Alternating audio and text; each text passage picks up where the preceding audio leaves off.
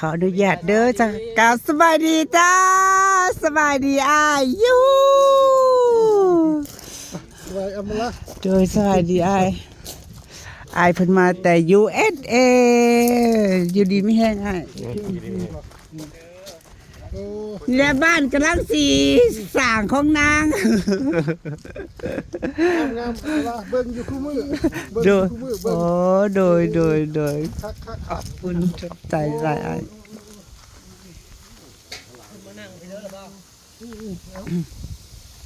ชวนอำมาละสักก่อนโดยปกติก็เบิ่งแต่ในคลิปเนาะอ้ายเบิ่งแต่ในคลิปอ้ายเพิ่นมาเล่นน้ำพี่น้องอ้ายมาได้จักมื้อแล้วมาบ้านเฮาได้3 มื้อแล้วอ๋อมาได้3 มื้อแล้วเนาะเบิ่งแต่ในคลิปบัดนี้มาเบิ่งตัวจริงแตกต่างบ่มีความ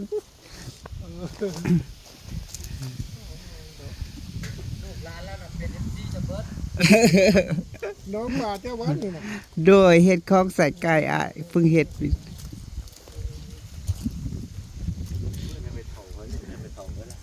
ใช้เฮือนไผล่ะแม่นบ่เดือเงินเฒ่าเขาได้บ่เงินพอตอขายเงินได้ลีเงินดีๆเงินไอ้นั่นไม่จะติดอยู่ตรงนั้นปุ่นโดดหลังนั้นอันนี้เงินไปใหญ่ไข่เงินบอกแป๊บเงินจะดีเด้ลูกเงินลูกลาวแล้วลูกลาวเจ้าปลูกยังนี่คุณเจ้าข้างหน้าบ่ข้างหน้าบ่ทันได้ปลูกหยังปลูกแต่ต้นไม้ขอกมันน่ะปลูกอยู่ส่วนมากเน้นทางหลังมันเด้อไปเบิ่งเงินอำมาละเดี๋ยวอ้ายเพิ่นจะไปเบิ่งมันเป็นทรงโมเดลของทางเมืองนอกกำลังหนึ่งให้อ้ายเด้อโอ้ยนี่มีแต่หมากหน่วยใหญ่ๆงามอ้ายมาดนบ่สิมาลาวมาดนบ่ที่28นี่อ๋อที่28อ้ายเพิ่นก็สิได้กลับนะประมาณเดือนนึงโอ้ยเบิ่งเป็นจังไดอ้ายคอมเมนต์มาเบิ่งอยู่ตั้งแต่พระเจ้าเฮ็ดภาพพุ่นแล้วภาพเบิ่งอยู่โดยอัน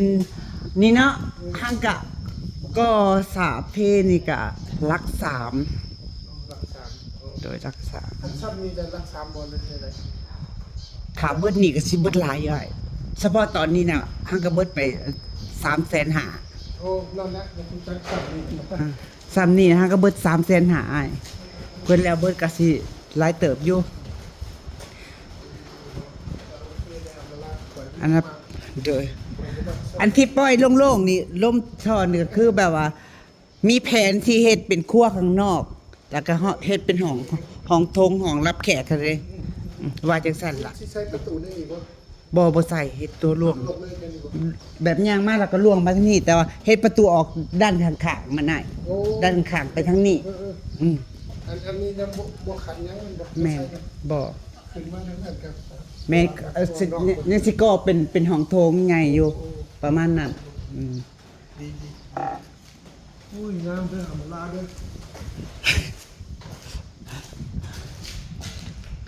เนี่ยใส่ละก่อนเสียปุ๊กอยู่นั่นน่ะ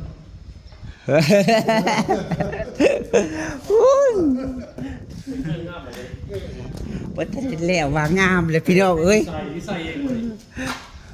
โดยคิดเองเบิ่งในแบบแล้วก็บอกให้สร้างเฮ็ดอันที่ตั้งใจเฮ็ดนี่ก็บ่ได้มีการวางแผนล่วงหน้าดอกก็คิดว่าจะเฮ็ดแล้วก็เฮ็ดเลยโดยได้แบบมาแล้วก็คือเฮ็ดเลยนะ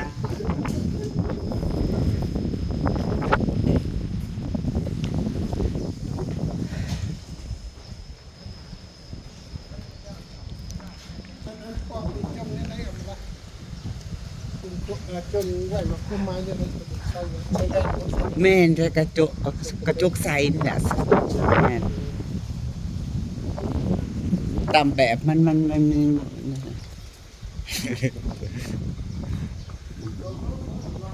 แม่นห้องนอนห้องนอนติดห้องน้ำมีห้องน้ำโตว่านี่แหละแม่นห้องนอนแต่บ่ได้มีห้องน้ำ แน่นอันนี้ของสาวร้อยบ่อย ว่าเช่าที่เห็นนางแสงขี่รถปั๊บมา เออ เบิ่งโอ้ยเบิ่งนางแสงเด้อบ่รู้จักไม่อันนั้น พี่น้องเพิ่นรู้จักเบิดพอเพิ่นเบิ่ง YouTube เพิ่นเด้อ้ายแล้วติดตาม YouTube ว่าเฮือนผู้ใดอยู่แถวใดจังสิฮู้เบิดรายละเอียด อยู่แถวอเมริกาคือสิเบิ่งนางหลายเนาะซาส่วนมากก็เห็นทักมาหลายอ้าย อย่าเบิ่งต่อได้ หนักอ้ายเพิ่นว่าเบิ่งเอามาหลายเด้อ วนเวียนไปวนเวียนมาเนาะเพราะในกลุ่มในครอบครัวก็พิจเฮ็ดกับพากันเฮ็ด YouTube เบิดเด้ เฮ้ยข้าเจ้ามักธรรมชาตินั่นนะน้ำเป็นเจ้าปู่เบิ่งเจ้าจนแล้วเบิ่งตามต้นต้นเจ้า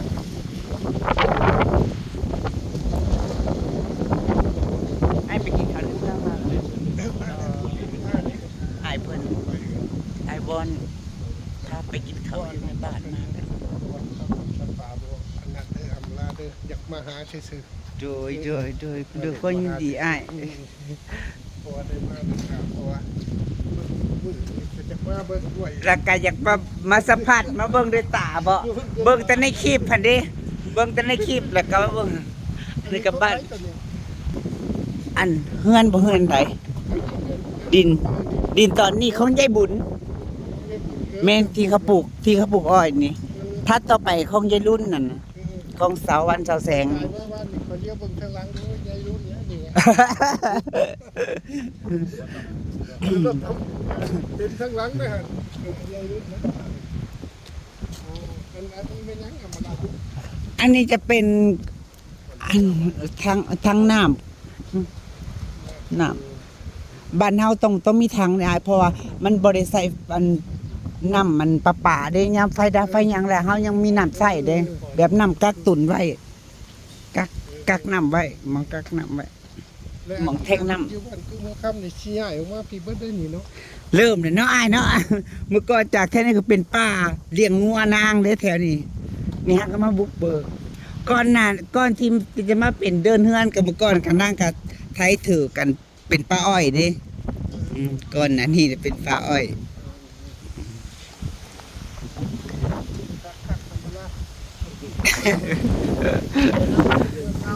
โดยเข้าใจ คือท้องป่าเฮ็ดต้นจน จนมันใหญ่เนาะจากที่เห็นตอนปลูกหวา เจ้ามาคือธรรมชาติว่าคือคนกระเดากระเด้งก็ สวัสดีเลยมากมีบ้านมีรถมีคอนโดมีบีตุ๊กตาบรายบอกคอนเซ็ปต์สโลแกนนางเนาะ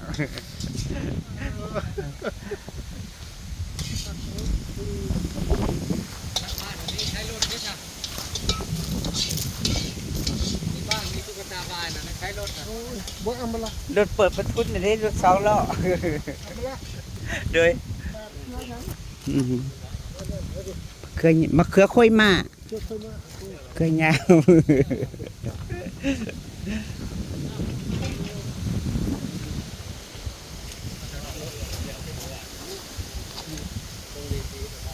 อันต้นอันนี้นะมันต้นยังอะมันต้น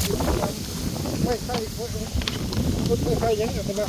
อันใด อันนี้ได้นี่ต้นไม่ อันนี้ซุง โอ้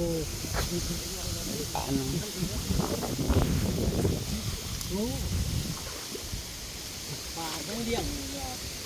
มีปลาแข็งนาแล้วกับปลานิน ลูกบ่น่ะ ปลาดุกบ่มีนางบ่กินปลาดุกก็เลยบ่เรียกปลาดุก อ้าวเป็นได้จัง บ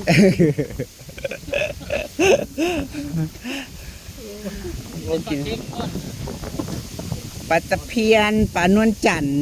เนี่ยมันแซ่บ ปลานิล เว้ย แต่กำลังใหญ่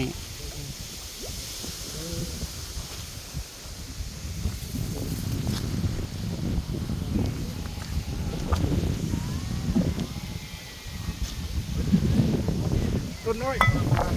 แม่น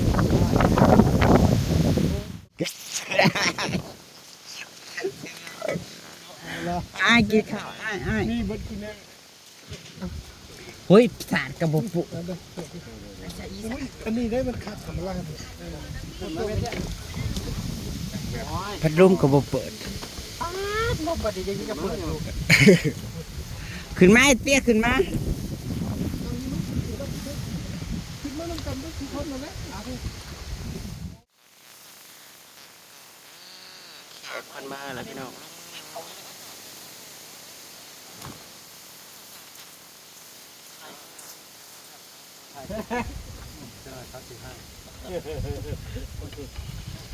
พาเขาติดเหลืองพวกหายเลยลงบ่ได้มือโคตรลายนี่สุดนะไปยับคืนจะหัวใจชาวอันชาวแซงบุกคือมากับไปสั่งมาจากไทยก็เลยเอามากิน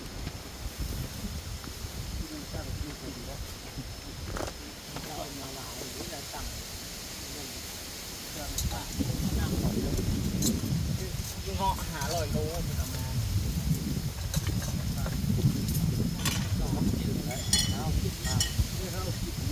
บักอื้อไอ้บักอื้อเจ้าเห็นตั้งแต่ตอนปลูกกินมึงดู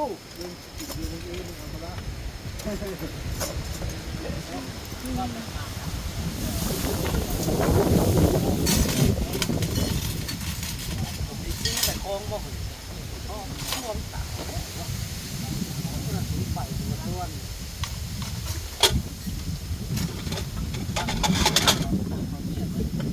ไปก็ไปริ้วไปก็ให้ตัด หนักดื้อนี่แค่มันลองดู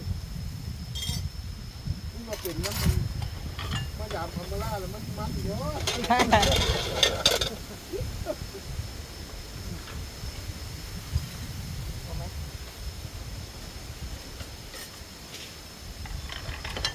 ถ้ากันแบ่งข้าวห้างเป็นตา เข้าไปปากช่องนะเขามาเนี่ยเขามาพักกันกี่เลยเอาร้านอะไรที่จะฟองมันมากอยู่เรื่อยๆใช่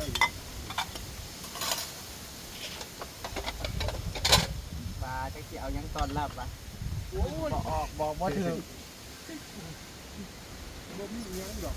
มาเห็น น้องเนี่ยน้อง หูจักเนาะหูจักเคยอยู่พุ่นละเขาหัก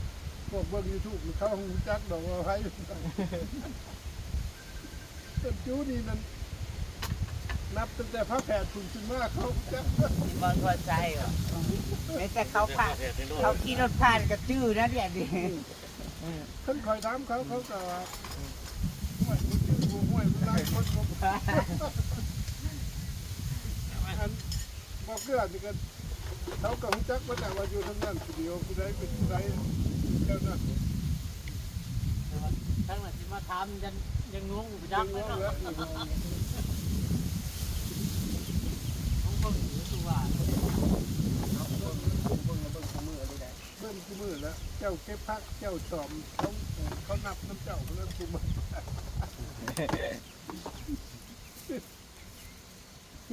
แม่แต่ยามหาเห็ดดอกไรเก็บดอกไร เขา เก็บมาเบิดผู้จักเบิด เราเห็นว่าเราดอกนั่นพอเอาดอกตัวบ่ได้นะเนาะ นั่นเชื่อคอยนั่นจังว่าเอาล่างกินข้าวชุกวันจังเบิ่งไหม ไปเด้อ มาจงเลย เพราะว่า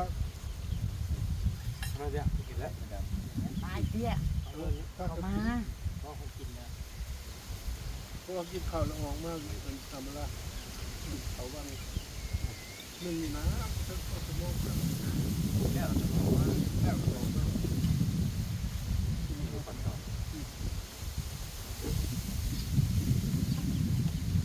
มาจะเป็นเดือนไปเนี่ยละอ่ะ เมื่อขึ้นไปฮอดใช้ฮอดก็ฮอดจะปักช่องบ่นใจเลยพออยากมาตั้งแต่มื้อวานนี่คนนั้นมานี่นะ วันไปแม่อันพ่อป้าเขาเจ้าน่ะ เพราะว่าทั้งนั้นว่าสั่งให้ไป เขาไม่ หาอัมลาให้แน่ไปถ่ายรูปกับอัมลาให้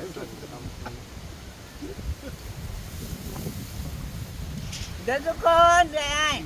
ไอ้เรามาหอดมาหาแล้วจ้า กินมันคือมันเด้อดิ สำหรับคนกำบักอื่นในสวนเนี่ยไปรับข้าวงานในสวนครับ ว่าไม่เจ็บละเบ้าหรือวะละเบ้า เพราะว่าแม่เป็นเจ้าหน้ามาละตัวลูกในน้ำแค่ปล่อยพวกเรื่อยนะธรรมดาเรื่อยคือในเต้ามันบดเป็นผู้อื่นตันบดแมนอันนั้นได้เขามาพูดเรื่อยผิวแม่เจ้าเนาะถ้าคอยนี่เป็นสาวเป็นสาวพร้อมกันกับแม่เจ้าเพราะว่าลูกคอยนี่ครับอันแม่เจ้านี่ถ้าชื่อว่าเป็นลูกป้าลูกลุงนะแม่เจ้าเป็นลูกลุงแม่ค่อยๆนี่เลื่อนพ่อค่อยนี่ ก็อันเดียวกันนี่แล้วมาละเอ้ยขอเจ้าเอ้ยเจ้าพี่ ไล่มาละกันเดียว อันเดียวกันกันน้องเขาแม่ เขาไปเรียนเขาโมเมนต์ว่ามันได้ไปไก่นะกับแต่ก่อนใกล้ๆกันนะครับอันนั้นอันนั้นเท่าเจ้าอันนั้น อย่าเรา ไอ้เล่านั่นมันอ้ายแม่เจ้ามึงบอกทุกคนจะห้องง่ายไอ้เล่าไอ้ตันไอ้ข้าวที่เราเสียกับแม่เจ้าเป็นเอื้อยท้ายกับกับพวกไฟห้องเอื้อยเบิดนะโบแมนว่าเอื้อยห้างไหนเอื้อยไฟกับคุณอันนี้กันมีไหนคุณบอกเขาใกล้ๆกันมีไหนโบแมนอันนั้นไหน แม่เป็นยุ่งเงินยุคเป็นไปว่า ตรงนั้นกับเมื่อนั้นตอนแล้วล่มเขาแห้งเห็นคนแล้วล่มโอ้ยตายแล้วเจ็บปวดยิ่งหรอ การเคลื่อนไหวนะช่วยนะครับ แม่แม่บอก นี่เย็นได้น้ำร้อนเลย ขนาดนั้นนี่วะเขามาสูงหน่อยเจ้านี่นะอามาล่า ปัดโวยปัดคอยเลี้ยงวัวเลี้ยงกล้วย ติดครับถ้าคนเลี้ยงวัวเลี้ยงกล้วยนะแถวนี้เนาะแต่ยังหน่อยเลย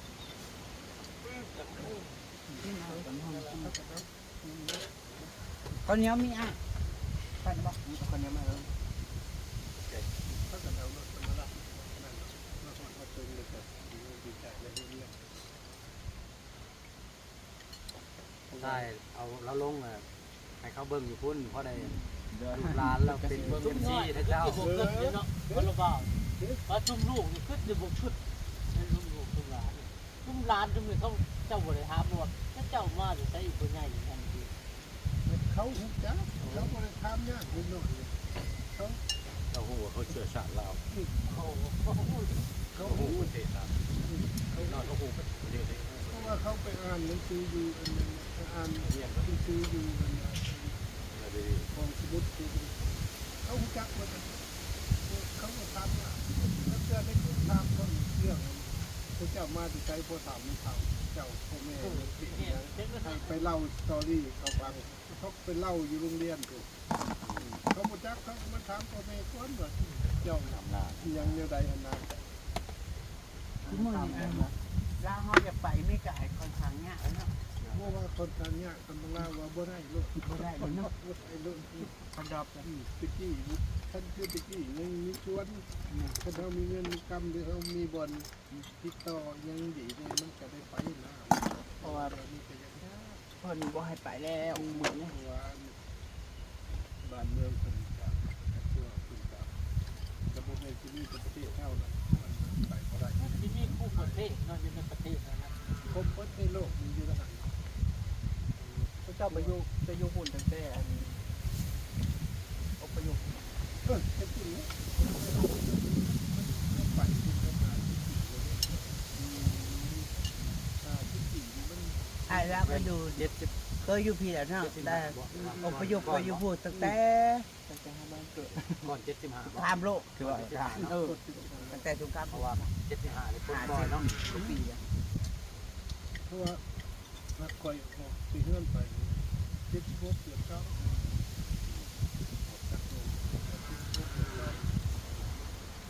มันจะหาที่สี่ไม่ได้เข้ามาแล้วรู้สึกไหมท่านเจ้าว่าเลยอยู่พูดร้ายตัวจุกี้เลยนะตัวเขาอยู่นี่อายุเจ้า7 เจ้า 8 เจ้า 9 ปีตอนนั้นน่าอยู่ในบ้าน แล้วว่าที่ทางเขาเมื่อคืนเป็นโพกนะที่ผมคือยัวอ่อนกัดเป็นนักดื่มเพิ่นว่ากูนี่คือผมก็ไถให้ไถหน้าเพิ่นว่าเป็นข้อโตวิทย์ไถหน้าคือผมเหมือนนี่ว่าจะไถมันขับไถไปโลดแล้วว่ารถไถก็ได้พี่โอ้ยแล้วว่าเชื่อไปหากล้วยมันก็ไปร้อย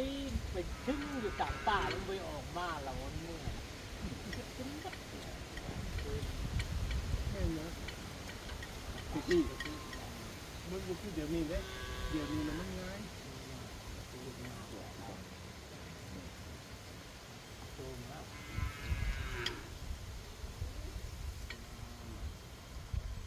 จะปีแหละมันละ 21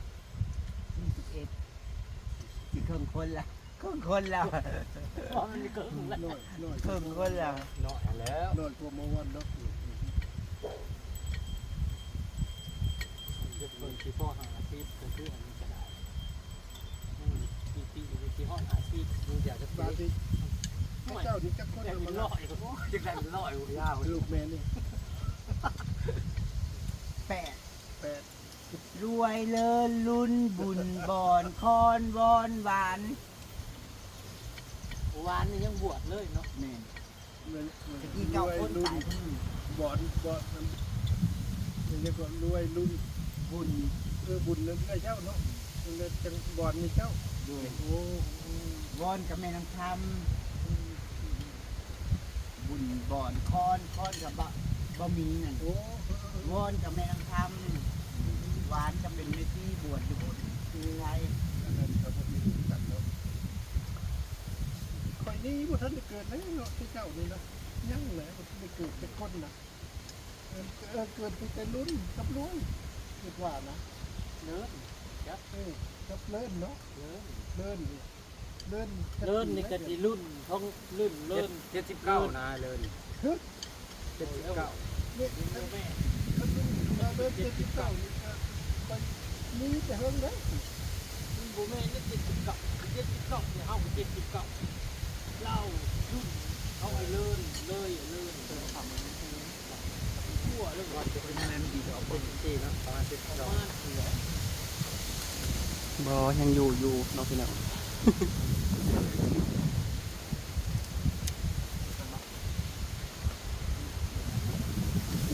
คือว่าเอาไว้ในเกิดท่านช่วยอยู่ไถนาอยู่กัน ท่านเนาะ ท่านไหน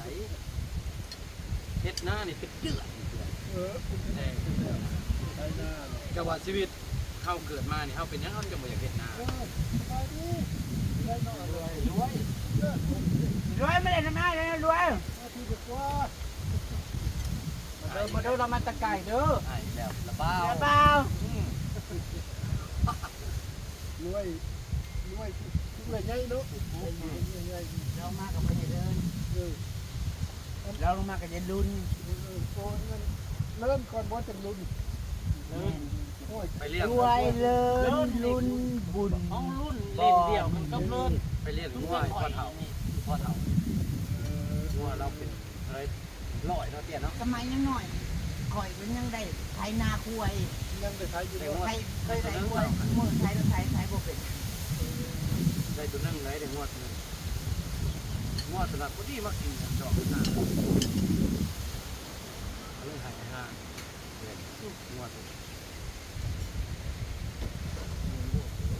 โอ้ค่อยลงกูแล้ว ต้นกระเดาอยู่บ่เด็กคุณเลยนี่เศร้าแล้ว ต้นไม้กันยังอยู่ในเตะห่างๆเพราะว่าอัน แต่ยา เข้ามาแล้วละกันแบบว่าแห้งยังแห้งบ่ถึงแห้งถอยแล้ว เศร้าเลยครับทุกสารไตไป จะก่อไปอีกว่า ขึ้นตึงน้ำงาใหม่นึกไหวว่าขึ้นจะได้ต้นน้ำห้องน้ำเป็นชุดอย่า มันเมื่อวันมันถึงไหมวะ ขึ้นในครบที่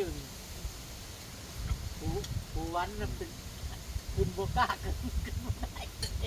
วันนี้ขึ้นเลยเต้ยตัดมันมาจริง หมอเวทผู้ชายก็ขึ้นมาได้หมอวันน่ะ ลูกปลีนหมอน่ะเห็นผู้ชายหมอน่ะเอาเมียได้เล่นขึ้นตัวนี้บ่ได้มีมาเตี้ยบ่ ผ่านหมอมาเฮ็ดผู้หญิงหรือว่าขึ้นได้ มันอัดเลย รวยมาคาราบาวมาเล่น เอ้าหอยก่อนหมดหอยก่อน ปล่อยหอยปล่อยหอยก็ปล่อยหอย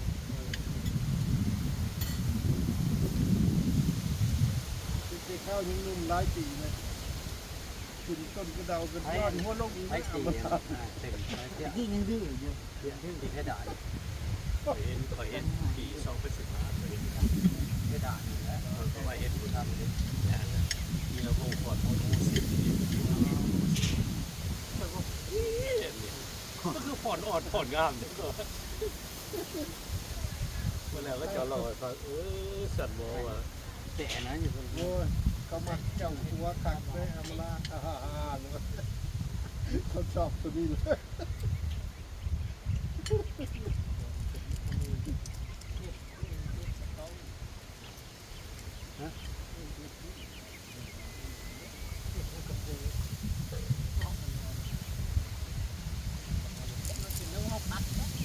หมอบอกละเอียดเลยนะพ่อบอกให้แอร์ออกนะ เป็นไรมาแต่ตอนนี้ที่ วางพื้นเฮาสิหาคนเตะ แต่เพิ่นได้ตีไปจากมันงามเลย เฮ็ดอะไรให้บ่อยากได้งามปานใดนะ เป็นก็ห้องอัดออก แต่ว่าเอามากเลยมันท้องเราบุญจะดีใช่ไหมเราไปเลยอย่าไปเชื่อรักจะบูวางงานกับทางอันนี้กันแบบกินก็ได้ร้ายดอกเข้ากันของของมันเข่านี่เนี่ยกิน เราเปิดให้กับเขา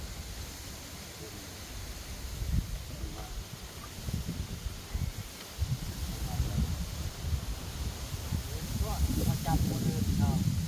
ไปจุดนี้มาแล้วเขาจับ ของเราเกาะ มาเขาจับเขาบนช่วงนี่เขาช่วงคือเขาเราเบา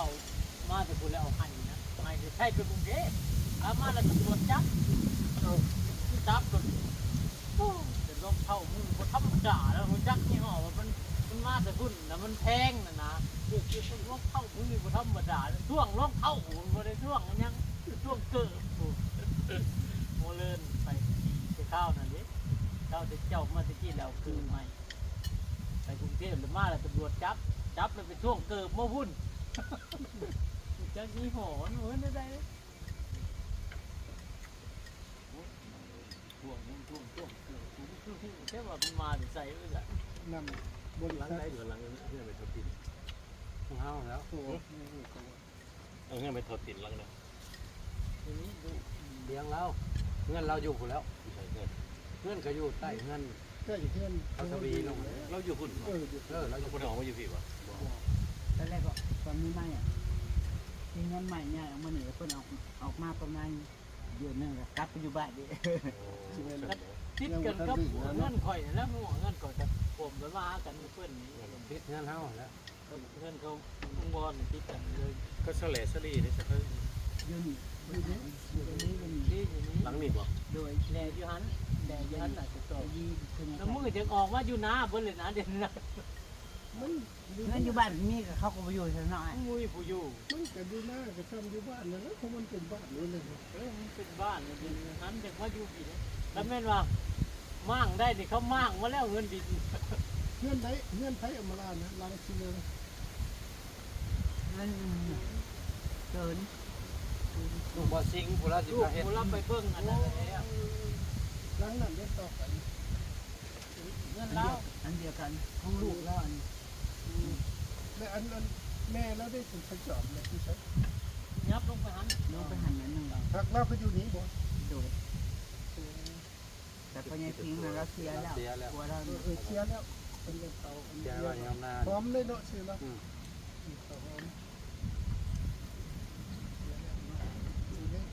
ฉันจอมยังเลยบ่ ยังหาเฮ็ดเก่งก็ได้ เล่นบ่คือใจสิปอดเราเลยชีวิตที่เราไปหน้าเราอยู่นะ ไปหัน ไปกับพ่อแล้วส่วนมากเราบอกให้ไปใช้ เชื่อว่าไป ยังเฮ็ดออกเราอยู่ไป แม่ยามเฮ็ดเราบ่อยู่ไปบ่นู่น จักบอกธรรมดาก็จักว่าไปดูเท่ากันบ่จักกับเราเนี่ยเคยเห็นอยู่แต่น้ำปลาเลยเสียเห็ดดอกได้อีจีบมีเจ้าขวดตะกี้ก็คือว่ามันก็คือว่าเป็นป่านาปานนี้บ่ไม่ยั้งบาดก็คือว่าเพิ่นไปหาเฮ็ดในจุลมนไปตะกี้คือบ่ปานนี้ ไปทางไหนได้ ไปหาเฮ็ดทางใด หาเห็ดเลย มันมีหลายป่า ทั้งลงทั้งคุณบ่ทั้งห้วยเล็กครับบ่ นั่นแล้วก็หัวเรียงลงไปนี่ ลงไปดีบ่อันเป็นป้าไปนั่นบ่ แม่ โอ้มัน บ่ได้ไกลแล้วกันลงไป เป็นแต่เฮาเอาสบายดี สบายดี ครับผมรวยบ่นี่รวยบ่ แม่น โอ้ ก็ไม่ทำไม่ทำ ต้องอยู่ ดาวเครื่อง ก็มานั่งเผ็ดขึ้นมา เศร้า ดาวเต้นดาวเต้น อันนั้นพวกที่มันมักหลายเด้อดาวเต้นแล้วบ่แต่วันนั้น รวยกับแพงตา มันรับเรื่องวินาที งานใดงานนั่นบ่ ยาแล้วมันม่วนเนาะชีวิตชีวา นั่นเผาได้ นั่นเก่าเด้อ คนหมักหน่อย สบายดี เดี๋ยวออกมาเกือบปากพี่น้อง เอากุ้งแล้วมาปล่อยไปงมกุ้งในปิ่งแล้วจูบน้องพอยละจูบน้อง อัน กุ้งพลอยเนี่ย เอาปีซีแล้วไป ลายอยู่ ไปสัตว์ นั่นแหละ ผู้รุ่นเลยอยู่ที่ หยุดเดือดเพิ่นเด้นะ อยู่ที่นี้เป็นนั้นเนาะเข้าไก่ประหารบ้าน จุบน้องลายจุ กุ้ กุ้ ง ง รุ่นนั้นนี่ว่าเห็นทางหลังต่ำหูอยู่นะ เออ คือรถล้างเล่าคนเดียว มันอยู่เบิ่งเลยเดี๋ยวจับได้เนาะ จัก โอ้ เลย ตะกี้มันสิโทษตะกี้มันสิอึดยังกุ้งอึด เดี๋ยวนี้ หนอง จะมาใส่ มันยังลายอยู่กุ้งนะมันไปเก็บเบิด เดี๋ยวนี้น้องใส่ น้องมันจูบในเพียงอีปิ่งนั่น น้องไงนะ น้องตัวกลางนั่น อ๋อจะไปฮะ เอามันก็ได้เอามากระตานั่น จะเข้ากระจือเพื่อนแหละทั้งลูกทั้งเต่าทั้งยังลูกผู้ใดเป็นผู้ใดเขาเจ้าจือผู้ใดจือ ชื่อนั่นเนาะ จือนะ มันเบิ่งไปเลย ลูกไผ่เปิดน้ำมักร้านเจ้าเบิ้งอีเด้อน้อย คนไหวอย่างนั้นเหรอเบิ่งพระเจ้านี่ก็อัมมาลาถึงว่าโบเบิ่งกะที่ว่าในทีวีเนี่ยเปิดไว้ กินหอดบ้านเฮาแห่งเบิ่งเลยเนาะเบิ่งเอาถ่ายเนี่ย เจ้าภาษา ถ่ายเบิ่งนั่นเบิ่งนี่ ไปเห็นนั่นนี่โง่มากกับมานั่งกับเบิ้งมันต่อไปเรื่อยๆแล้วเชื่อคลิปเก่านี่ก็ยังเบิ้งอยู่สั้นกับมันเบิ้งชุ่มบ่เกลือนี่แหละชุ่มบ่เกลือนี่ก็ถือว่า เอาไปจะหูก็ดี ผู้สอน ว่าพึ่งความหลังพี่น้อง ตัวที่เขาน้ำลาวอยู่บ่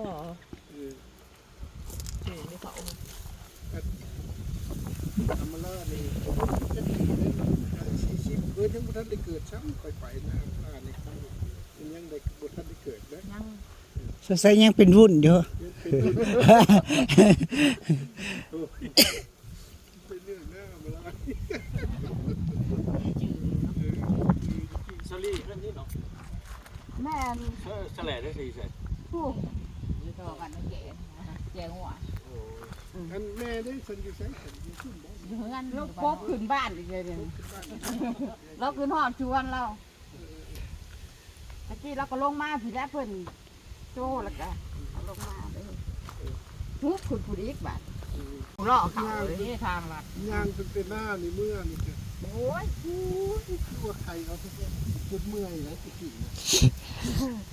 มาบาทนี้ มันเยอะว่าเอาวนออกมาวันนั้น มันเป็น ไปอยู่พวกกะคิด เป็นยัง กะคิดฮอดอยู่บ่อ้ายคิดทางพี่ โอ้ยก็คือโทษ อ้ายก็ได้ละบ่าว ตัดสินใจ ชิบเทือเช้าเทือกัน แม่น กูชิมเมื่อหรือกูชิยุ่จะว่าเพื่อชิได้มาเนาะ โอ้ยแม่น จะว่าโอ้ยมันเถ่าเลยก็เลยว่าที่เอามันได้เมื่อชัดสุดท้ายช่างบาทนี่มา เย็นบ่ทงเนาะมาวิ่งไปมาว่านเขาบ่ได้เราบ่ทง เออ คันที่ว่านั้น บ่ มัน ได้พอได้เบิ่งบ่ ค่อยว่าคันที่ว่า อันพอเราทงนี่นะเออ มาเลยก็ต้องเฮ็ดเลยมา ฉันจะไปกินใช่เดียวกินเขาอยู่เอาวะ เราจะกินนั่นมันบ่อึดดอก เดี๋ยวเอาได้นะเฮ็ดคือกันนั่นแหละ นั่นเล่า กินลูกไรเขาก็สั่งไหน เขากระซังอะไรเนาะ ตั้งแต่ไปอยู่พุ่นอันหังได้มาลาวจะเถื่อบ่อ้าย เจ้ามันก็กุ้ม หา เล่า เทื่อนี่แหละ อ๋อหาเถื่อแล้วพี่น้อง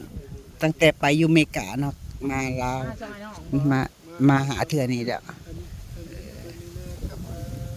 อันนั้นกับนางแรง แรงลูกบ่ต้อง ลูกบัวทงมันกันแล้วคือว่ากะเฮ็ด ใส่ ได้ ครับมื้อนี้นะมาเรียนโรงพยาบาล มันกะเนาะคันสิเว้าเลยถึงเขาจะไปอยู่หึงปานใดกะแต่ยังคิดอยู่ว่าบ้านเกิดนะเห็นนั่นเห็นนี่ก็คือว่าสิเฮ็ดได้ปวดจะเฮ็ดวัดมาฮอดชาลีพัดเปิดแดดคืออะไรก็ย่อยกันไอ้มันเป็นท่าที่เราเที่ยวกันดิเพราะมันคอยจะคนอยู่ซื่อๆเหมือนกันนะคนเฮ็ดเวียกผู้เฒ่า ดูมันเอาตรง ดูมาเขาก็ว่าถึงว่าเราดูคนนี้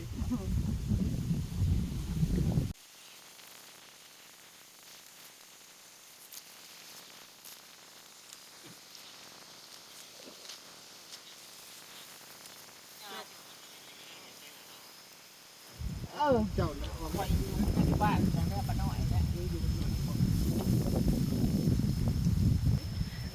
พี่น้องจ้ามาที่นี่อำลาพาจากกันเด้อจ้าก่อนขอบคุณทุกคอมเมนต์ขอบคุณทุกกำลังใจขอบคุณอ้ายเบ่สุขสุคนเจ้าโดยสบายดีค่ะ